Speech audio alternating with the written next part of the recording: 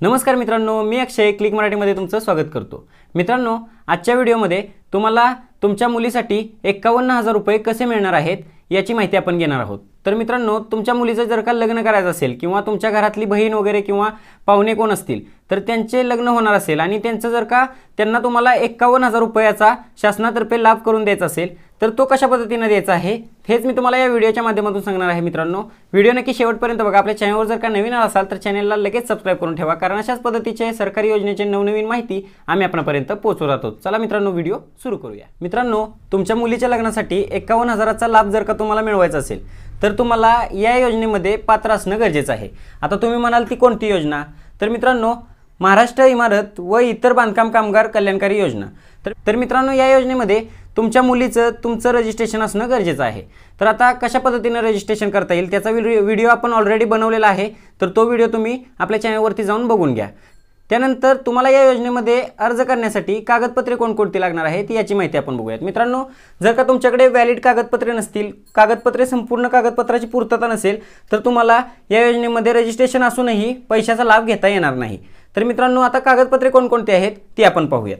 सर्वात अगोदर मित्रांनो, तुमच्याकडे रजिस्ट्रेशन करते वेळेसचा मोबाईल नंबर पाहिजे, म्हणजे तुमचा जो परमनंट मोबाईल नंबर असेल तो मोबाईल नंबरच तिथं रजिस्ट्रेशन करते वेळेस द्यायचा आहे आणि ते रजिस्ट्रेशन करते वेळेस त्या मोबाईलवरती OTP येतो, तो OTP तिथे टाकावा लागतो। त्यानंतर मित्रांनो, तुमच्या मुलीचे संपूर्ण नाव जे आहे ते नाव कागदपत्रावर जसे नाव आहे तसेच तुम्हाला नाव तिथे टाकायचे आहे।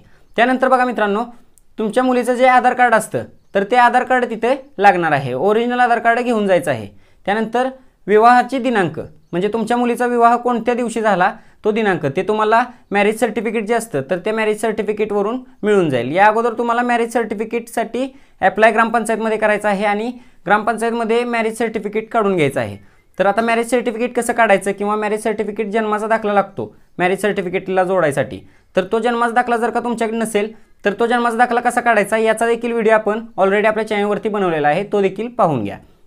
त्यानंतर बघा मित्रांनो, विवाह नोंदणीची तारीख जी असते ती मॅरेज सर्टिफिकेटवरती तुम्हाला मिळून जाईल, ती सुद्धा तिथे टाकावी लागते। तुमच्या लग्नाचे जे ठिकाण आहे ते ठिकाण तिथे टाकावं लागतं, म्हणजे तुमचं हॉलला लग्न झालेलं असेल किंवा तुमच्या घरासमोर झालेलं असेल तर संपूर्ण पत्ता जो आहे तो तिथे टाकावा लागतो। त्यानंतर आता ही सगळी झाली कागदपत्रे, तिथं मॅन्युअली टाईप करायची, म्हणजे तिथं टाकावं लागतात त्या कॉलममध्ये। आता तुम्हाला अपलोड करण्याची कागदपत्रे जी आहेत, म्हणजे तुम्ही जो अर्ज करत असतात तर अर्ज करताना कागदपत्रे अपलोड करावी लागतात। तर अपलोड करताना कागदपत्रे कोणकोणती लागतात ते देखील आपण पाहूयात। तर मित्रांनो, सगळ्यात अगोदर तुम्हाला बांधकाम कामगाराच्या एका मुलीच्या विवाहाकरिताचे स्वयंघोषणापत्र। तर आता हे स्वयंघोषणापत्र तुम्हाला कुठे मिळेल? तर मित्रांनो, तुमच्या जवळच्या झेरॉक्स सेंटर किंवा सेतू केंद्र जे असते तर तिथे तुम्हाला स्वयंघोषणापत्र मिळेल। आता त्या स्वयंघोषणापत्र घेऊन ते 100 रुपयाच्या स्टॅम्पवरती तुम्हाला ॲफिडेव्हिट करून घ्यायचं आहे। तर ते स्वयंघोषणापत्र घेतल्यानंतर तुम्हाला ते स्वयंघोषणापत्र तिथे अपलोड करावं लागणार आहे।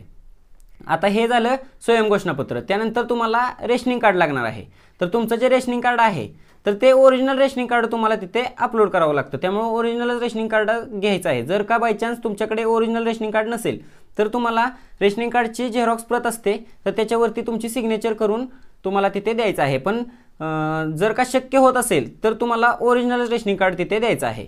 त्यानंतर मित्रांनो, तुमचं आधार कार्ड जे आहे ते ओरिजिनल आधार कार्ड जे आहे ते ओरिजिनल आधार कार्ड तिथे तुम्हाला अपलोड करायचं आहे।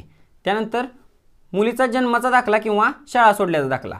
आता मुलीचा जन्माचा दाखला बऱ्याच जणांकडे नसतो किंवा शाळा सोडल्याचा दाखलाही नसतो, तर अशा वेळेस काय करायचं? तर मित्रांनो, मुलीचा किंवा कोणत्याही व्यक्तीचा जर का जन्माचा दाखला काढायचा असेल तर त्याचा व्हिडिओ आपण ऑलरेडी आपल्या चॅनलवरती बनवलेला आहे, तर व्हिडिओ नक्की शेवटपर्यंत बघा आणि तुम्हाला तुमचा जन्माचा दाखला तिथून मिळून जाईल। त्यानंतर हा जन्माचा दाखला किंवा शाळा सोडल्याचा दाखला तिथे अपलोड करायचा आहे। आता ही कागदपत्रे अपलोड केली त्यानंतर बघा, विवाह नोंदणीचे प्रमाणपत्र, म्हणजे तुम्ही तुमचं लग्न झाल्यानंतर तुमच्या ग्रामपंचायतमध्ये विवाह नोंद करायला जाता आणि विवाह नोंद केल्यानंतर तुम्हाला ग्रामसेवक किंवा ग्रामविकास अधिकारी जो निबंधक असतो तर तो सर्टिफिकेट देतो, तर ते सर्टिफिकेट तुम्हाला या फॉर्म बरोबर जोडायचं आहे आणि हे फॉर्म अपलोड करायचं आहे। या फॉर्मला हे सर्टिफिकेट अपलोड करायचं आहे। तर आता हे सर्टिफिकेट अपलोड केल्यानंतर ना तुम्हाला संपूर्ण प्रोसेस एक पावती क्रमांक येईल, म्हणजे ॲप्लिकेशन नंबर असतो तर तो ॲप्लिकेशन नंबर तुम्हाला जपून ठेवायचा आहे।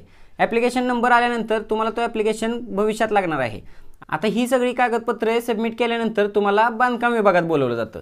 आता बांधकाम विभागात बोलवल्यानंतर तुम्हाला ही तिथे स्लॉट बुकिंगची जी पद्धत असते, म्हणजे हा फॉर्म भरताना तिथे स्लॉट बुकिंग करावं लागतो, म्हणजे ज्या तारखेला तुम्हाला जायचं आहे ती तारीख तिथे सांगितली जाते। त्याच तारखेला तुम्हाला हे ॲप्लिकेशनची प्रिंट काढायची आहे आणि हे ॲप्लिकेशन घेऊन तुम्हाला तिथे जायचं आहे। आता महत्त्वाचं म्हणजे हा फॉर्म भरायचा कुठे, तर मित्रांनो स्क्रीनवरती दिसत असलेल्या वेबसाईटवरती तुम्हाला हा फॉर्म भरायचा आहे। जर हा फॉर्म तुम्हाला भरायला जमत नसेल तर तुम्ही सेतू कार्यालय किंवा नेट कॅफेमध्ये जाऊन भरू शकता। आता तिथून फॉर्म भरल्यानंतर ॲप्लिकेशनची कॉपी जी आहे ती तुम्हाला तिथे घ्यायची आहे। कॉपी घेतल्यानंतर तिथे ज्या तारखेला जायला सांगतील त्या तारखेला तुम्हाला जायचं आहे आणि तिथून तुम्हाला ही जी ओरिजिनल कागदपत्रे आहेत ती सबमिट तिथे करायची आहे।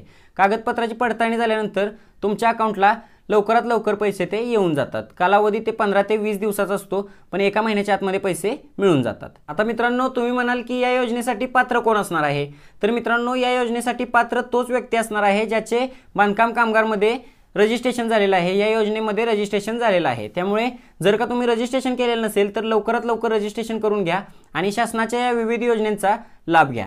तर मित्रांनो व्हिडिओ कसा वाटला ते कमेंटमध्ये सांगा आणि आपल्या चॅनलवर जर का नवीन आला असाल तर चॅनलला लगेच सबस्क्राईब करून ठेवा, कारण अशाच पद्धतीचे नवनवीन व्हिडिओज आम्ही आपल्यापर्यंत पोहोचवत राहतो। चला मित्रांनो भेटूया अशाच एका नवीन व्हिडिओमध्ये, तोपर्यंत जय हिंद जय महाराष्ट्र।